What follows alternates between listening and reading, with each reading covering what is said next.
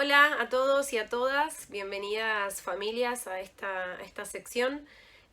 Bueno, en esta oportunidad voy a estar hablando de un tema en particular sobre el cual estuvieron votando durante la semana y me pidieron que elabore un video, que es respecto de la puesta de límites. Así que vamos con algunos puntos.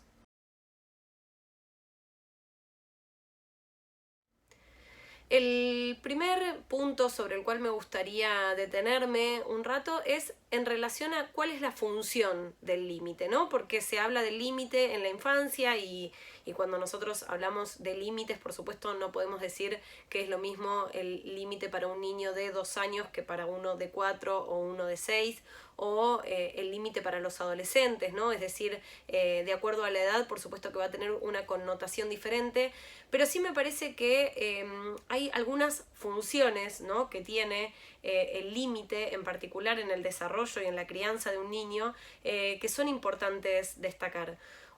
La primera, y que me parece que es muy importante, es la función de contención, ¿no? El límite funciona como una contención. Y cuando digo esto, no me refiero solamente a poder contener al niño, ¿no?, en el momento en el que se le pone el límite, sino que además hay un montón de cosas que se contienen en ese acto de ponerle un límite a un niño, ¿no? Pensemos en los niños como digamos, sujetos en desarrollo, en formación, ¿no?, que tienen un montón de información, un montón de sentimientos y sensaciones en su cuerpo, un montón de ideas y fantasías que no pueden terminar de elaborar, no pueden terminar de transmitir porque no cuentan con los recursos y con el desarrollo físico y simbólico necesario para poder transmitir y entender esas cosas que les pasan, ¿no? Es decir, en cierto punto un niño está, digamos, cargado de un montón de excesos, ¿no? De un montón de información, cosas que recibe. El niño está constantemente recibiendo impactos en su sistema y en su aparato psíquico de cosas que son absolutamente nuevas para él. Bueno, pensemos que muchas veces la expresión de ese exceso en los niños son los berrinches, los caprichos, los ataques de angustia, los enojos, los ataques de excitación, ¿no? Bueno, todas estas manifestaciones en algún sentido vienen a mostrar ese exceso en la infancia, y el límite también es un modo de ponerle un coto y contener esos excesos que el niño está expresando a través de estas manifestaciones, ¿no? Otra función importante que me parece que tiene el límite y que está en esta misma línea es la de alguna manera, poner orden, ¿no? O sea, poner orden en el sentido de a todo ese desorden pulsional, emocional y de pensamientos que tiene el niño, el límite le viene a poner un orden, ¿no? ¿Por qué le viene a poner un orden? Porque el límite es una condición de posibilidad. Es decir, el límite es esto no, porque esto sí, ¿no? Esto no se puede, esto no es así, o esto no te lo permito, porque esto sí, es decir, el límite es condición de posibilidad de otra cosa. Y me parece que esto es muy importante en el momento en que enunciamos un límite, ¿no? Es decir, hay algo fundamental respecto del límite, que es que no puede ser nunca un capricho, ¿no? El límite no puede ser arbitrario. Hay una frase muy común que se dice muchas veces en la infancia y que muchas veces los padres la utilizan digamos, en la cotidianidad, que es, bueno, esto es así y punto porque soy tu padre, ¿no?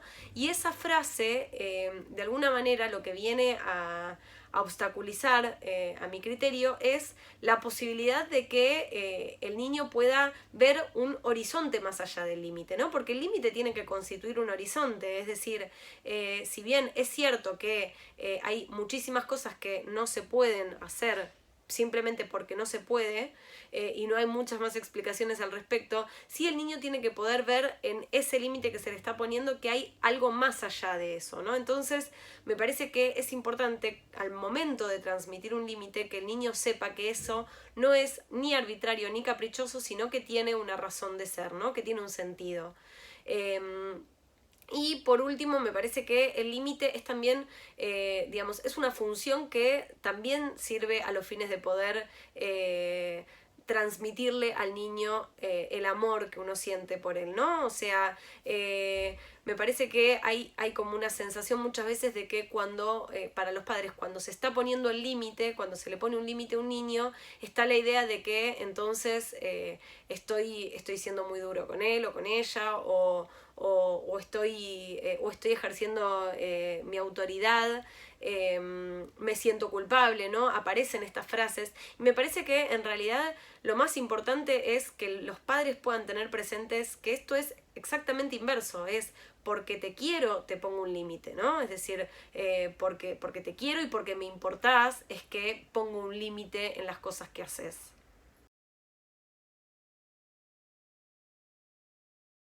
Bueno, otra de las cuestiones que aparece constantemente, ¿no?, en la práctica como preocupación por parte de padres y madres es mi hijo no me considera una persona o una figura de autoridad, ¿no? O mis hijos no respetan las figuras de autoridad o no aceptan los límites, no toleran los límites, no hacen caso, bueno, en fin, todos los sinónimos que se nos puedan ocurrir. La verdad es que respecto a esto yo creo que hay una cuestión que es muy propia de la época, ¿no?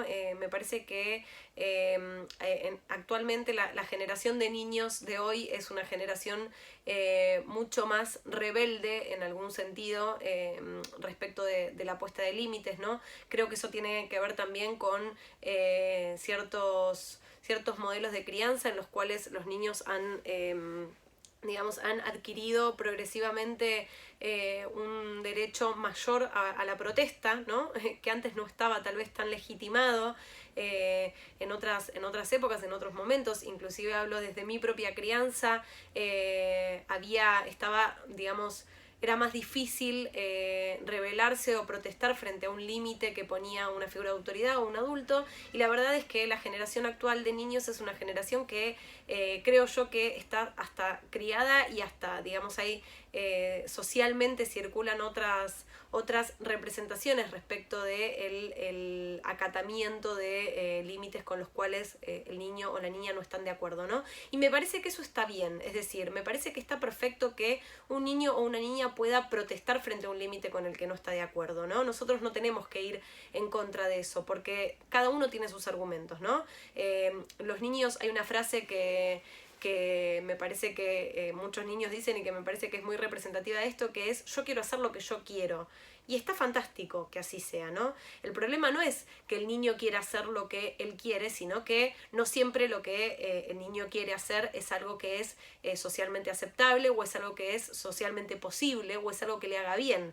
Entonces, si bien está muy bien que el niño pueda decir que quiere hacer lo que quiere, también está muy bien que padres, madres, educadores, familias le puedan decir al niño, bueno, no siempre se puede hacer lo que querés, ¿no? Entonces, creo que en ese sentido, a veces se interpreta como que el niño no acata la autoridad, no acata los límites o no respeta la autoridad, algo que en verdad toma la forma de la protesta, que es algo completamente distinto.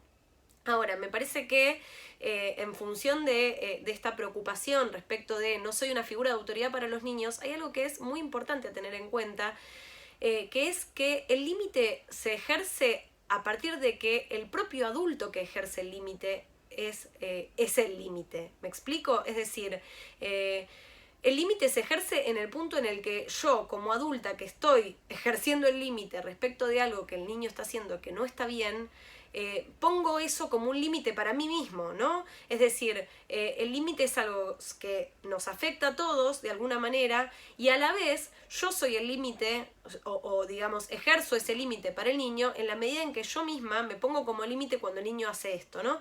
Y cuando digo esto, hablo sencillamente de que es importante que como adultos podamos aceptar, soportar y sostener un enojo respecto de los niños, ¿no? Es decir, cuando un niño hace algo que está mal o que no nos gusta o que es necesario sancionar como incorrecto, es muy importante que nosotros como adultos podamos transmitirle al niño nuestro enojo al respecto, ¿no?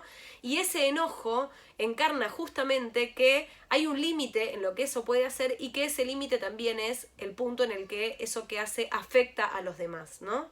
Entonces me parece que a veces la cuestión no es respecto de si el niño respeta o no respeta la autoridad, sino más bien la cuestión de hasta qué punto eso que yo estoy queriendo ejercer como un límite para el niño opera como límite para mí también, ¿no? Creo que ese es un trabajo fundamental. Y por otro lado, creo que, digamos, ejercer el límite y sostener el límite y sostener el enojo es algo que los adultos tenemos que empezar a soportar y a bancarnos, ¿no? Es decir, poder decirles a los niños cosas que no pueden hacer y saber que se van a enojar o enojarnos nosotros es algo que tenemos que empezar a soportar y a sostener.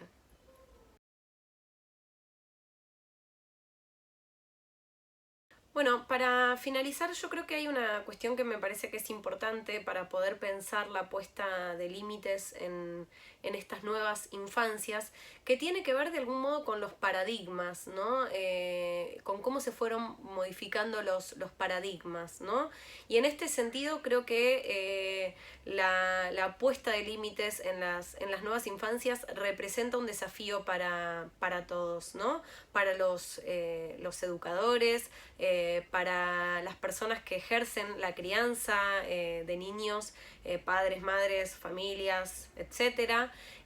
También me parece para los psicoanalistas y para los profesionales de la salud mental que si bien no tienen una función psicoeducativa y no tienen, digamos, la función directa de poner límites en los niños, sí me parece que de alguna manera somos portadores de discursos que orientan y ordenan a quienes sí tienen esa responsabilidad de educar, de criar y de poner los límites en los niños.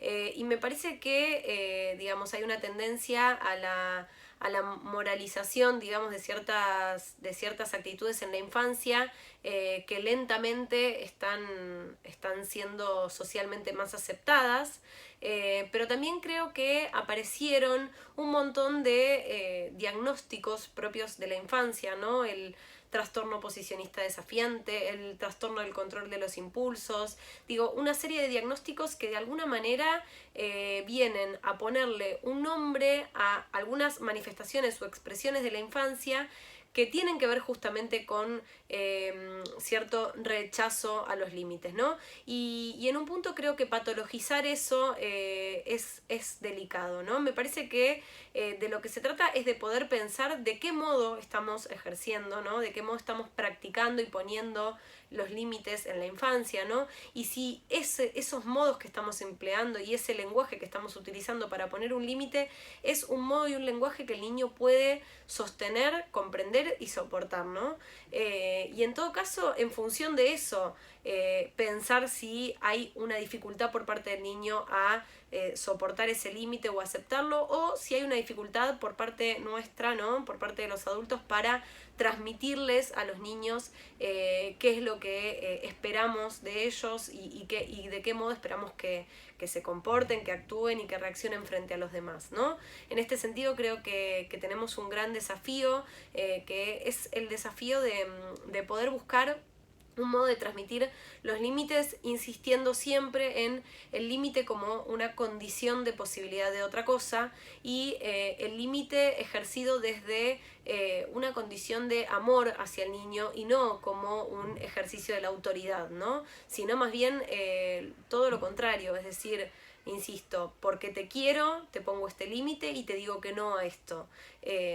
Y como te digo que no a esto, también te digo a un montón de otras cosas que sí. Entonces me parece que la legitimidad del límite parte de que el adulto o quien ejerce ese límite no solamente dice que no, sino también dice que sí a un montón de otras cosas.